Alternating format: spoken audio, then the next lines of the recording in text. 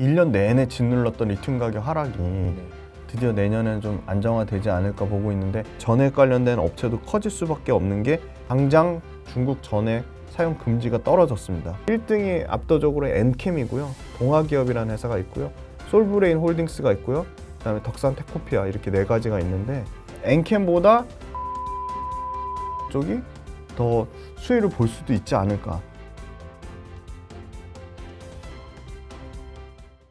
행보 반갑습니다. 오늘은 김준 대표님 모셨습니다. 대표님 반갑습니다. 안녕하세요.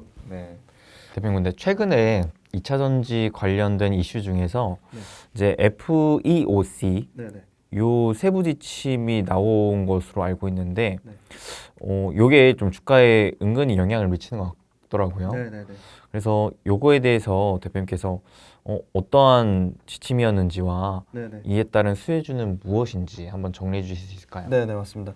FEOC 관련돼서는 이제 당장 이제 내년부터는 이제 부품은 이제 해외 우려국으로부터 통제나 소유나 지시를 받지 않아야 되거든요. 해외 우려국의 대표적인 거는 이제 중국이 있고요, 북한이 있고 이란이 있고 그 정도입니다. 근데 그 나라의 정부의 소유 통제 지시를 받지 않아야 되거든요. 그래서 지금 당장 우리는 이제 뭐 북한하고 이란은 없으니까 중국인데, 중국으로부터 이제 부품은 24년부터 당장 적용을 받고요. 25년부터는 광물입니다. 그럼 부품에 해당되는 거는 전해액이랑 그 다음에 분리막, 전해액, 분리막, 셀 모듈이 부품에 해당됩니다.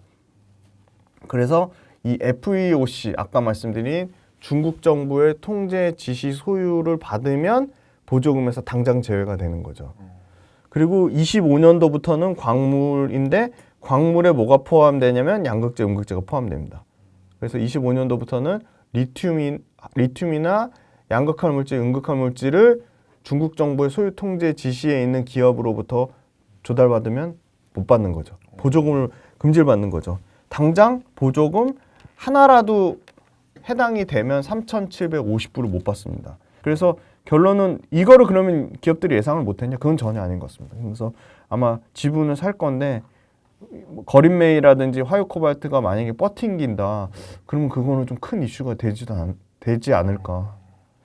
우린 못 팔겠다 하면 그 부분을 뭐 강제할 수 있을지 그건 모르겠습니다. 그 부분이 실체화된다면은 주가에 좀 우려감이 될 수 우려가 있겠네요. 충분히 될 수 있을 것 같아요. 이게 먼 미래가 아니라서 당장은 지금 24년도부터 지분을 인수하는 작업을 해야 되기 때문에 아주 가까운 미래라서, 그때 말씀 주신 대로 굉장히 한번 또 큰 폭의 출렁임이 있지 않을까, 그렇게 보고 있습니다. 그럼 반대로 네. 또 수혜를 기대할 수 있는 아, 애들도 그럼요. 있는 거예요. 그럼요. 중국에 대한 가장 의존도가 높은 게 78% 이상, 뭐 80%라고 보시면 될 것 같은 게 역시나 전구체죠. 전구체가 엄청나게 전구체가 엄청나게 의존도가 높고, 그 전구체 못지않게 말도 안 되게 의존도 높은 게 음극재입니다. 저는 이 중국이 음극재 관련돼서 또 아시잖아요. 그 원자재를 또 수입을 막겠다고 했잖아요. 그런 부분 관련돼서 오히려 저는 실리콘 음극재가 더 부각받을 거라고 보고요.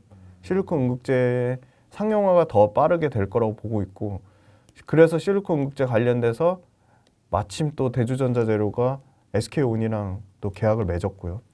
그래서 SK온 계약 맺은 거 외에 또 추가적으로 글로벌 배터리 빅5 중에 하나랑 또 가능성이 있다고 나왔기 때문에, 그게 아마 파나소닉을 통해서 아마 테슬라 쪽 물량이 나가지 않을까, 그렇게 조심스럽게 예측해 볼 수 있고, 중국에 대한 의존도가 높았던 거 순서대로 전구체, 음극재, 그 다음에 역시 리튬 가공이죠.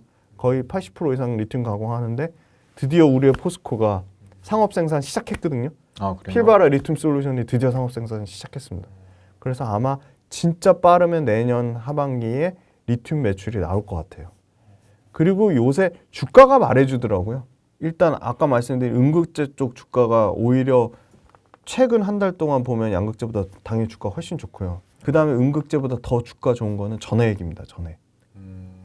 전해액이 배터리 핵심 4대 소재 중에 분명히 들어갑니다. 핵심 4대 소재 아시죠? 양극재, 음극재, 분리막, 전해액입니다. 전해액은 너무 심플해요. 전해액은 하는 회사가 1등이 압도적으로 엔캠이고요. 동아기업이라는 회사가 있고요. 솔브레인 홀딩스가 있고요. 그다음에 덕산 테코피아 이렇게 네 가지가 있는데 주가가 말해주더라고요. 최근에 엔캠 상승세 상당히 좋습니다. 그렇죠. 엔캠이 상당히 좋고요. 저는 엔캠은 뭐 압도적으로 글로벌 캐파로 3위입니다.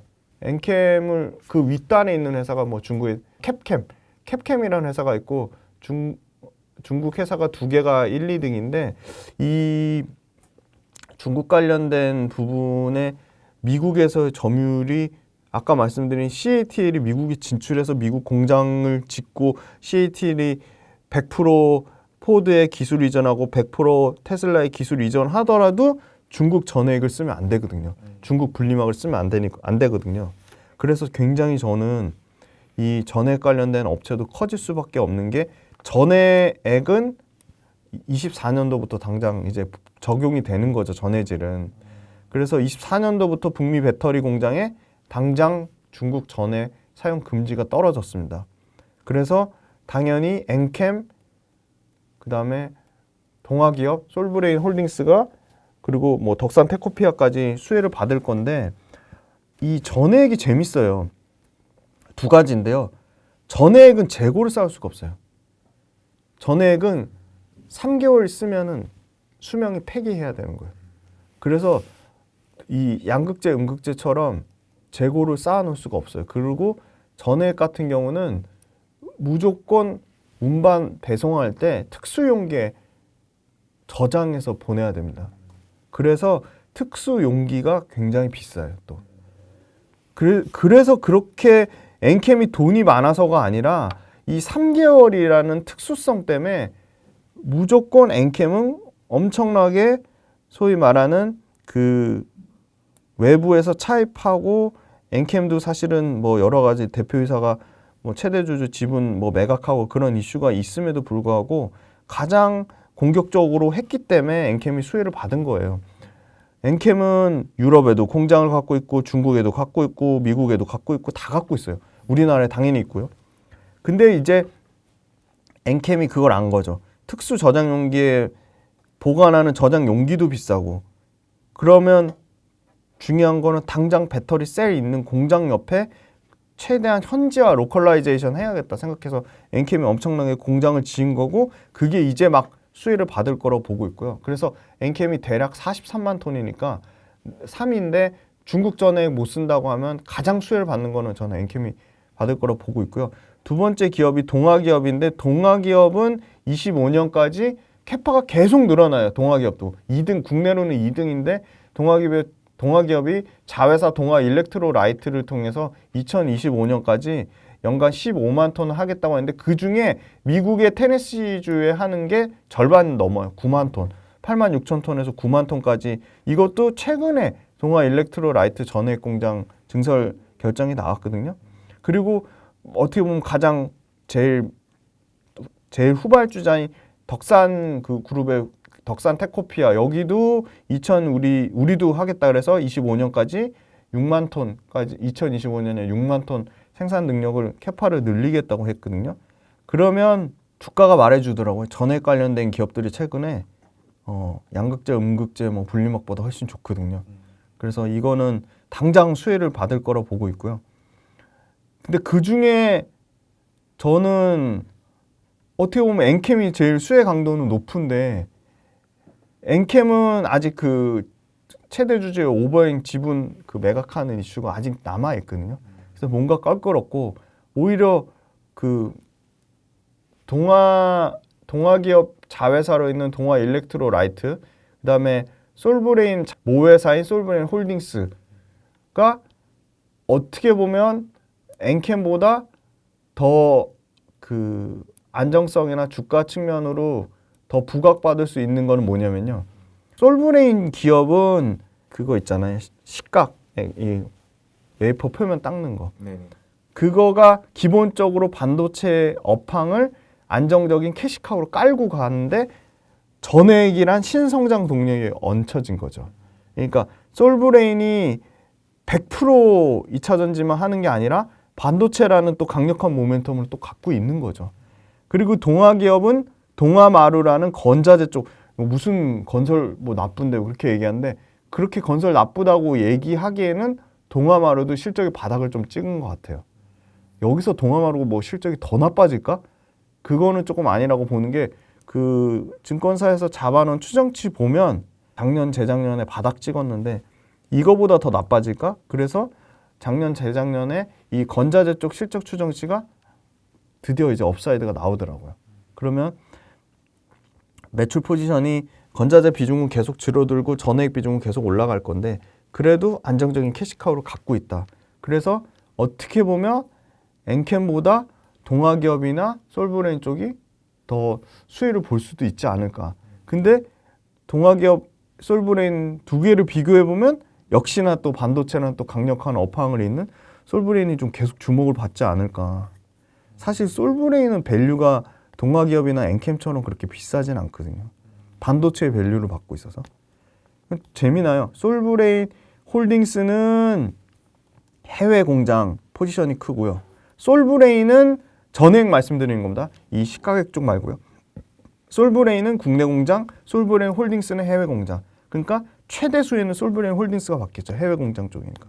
그래서 저는 이 전액 쪽이 상당히 주목을 계속 받을 것 같고, 두 번째는 전구체인데 압도적으로 그냥 국내 비교 기업이 없어요. 에코프로 머티리얼즈가 중국 제외하고 세계 1위고요. 중국 포함해서는 세계 5위인데 이 1등부터 4등 사이에 중국 기업이 3개가 포함됐으니까 중국을 포함하고도 5위지만 저는 에코프로 머티리얼즈가 지금의 추세로 계속 간다 그러면 3등까지는 충분히 올라가지 않을까. 왜냐하면 기술 경쟁력, 가격, 품질, 레퍼런스 다 보증이 됐고요. 왜 최근에 단기간에 올랐냐. 그거는 저는 2차전지 업황이 안 좋아서 공모가가 너무 싼 거예요. 공모가 최하단에 되니까 단기간에 슈팅이 나왔고, 그리고 2차전지 이 에코프로 머티리얼즈 자체가 시장도 되게 안 좋은 상황에서 상장된 데다가 주식도요 철저하게 수요와 공급이나 유통 물량이 너무 적었던 거예요. 18%밖에 안 됐거든요. 그러면 이거는 단기간에 급등 나올 수 있거든요. 그래서 너무 급등이 나왔는데, 그럼 그렇다고 에코프로 머티리얼즈 펀더멘탈이 나쁘냐? 지금 당장 볼게요. 내년에 24년도에 1조 3천억 매출에 영업이익 대략 900억에서 1000억 예상이에요. 그러면 일단 당연히 양극재보다는 마진이 좋고요. 한 8% 정도 마진 예상하고요. 27년까지 4배 전구체 캐파 늘리겠다고 했어요. 그럼 27년 기준으로 치면 지금이 대략 뭐 4만 톤이니까 그러면 매출 27년 기준으로는 최소 5조 이상 보는 거죠. 그러면 PER 27년까지 예를 들어 에코프로 머티리얼즈를 갖고 간다 그러면 PER 정말 보수적으로 잡아서 25배를 잡아볼게요. 그러면 5조 매출에 영업이익 10% 난다 치면은 5천억이죠. 5천억에 PER 뭐 25배를 주면 12조 5천억.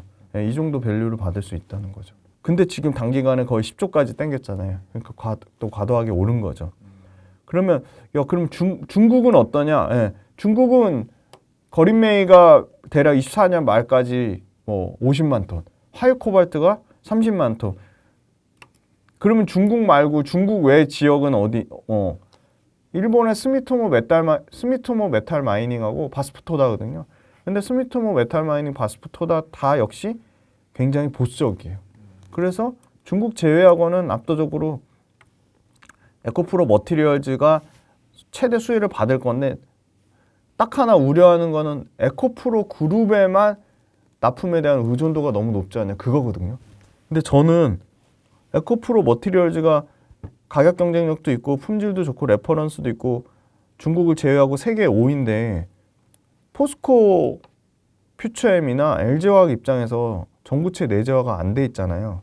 그래서 물론 포스코 퓨처엠 전구체 내재화 하겠다고 했지만 현재로서 전구체 1등은 압도적으로 에코프로 머티리얼즈이기 때문에 저는 포스코 퓨처엠 여태까지 수주 106조 받아놓은 거 감안하면 얼마든지 포스코 퓨처엠하고 에코프로 머티리얼즈가 사이가 안 좋은 게 아니기 때문에 LG화학 마찬가지고요.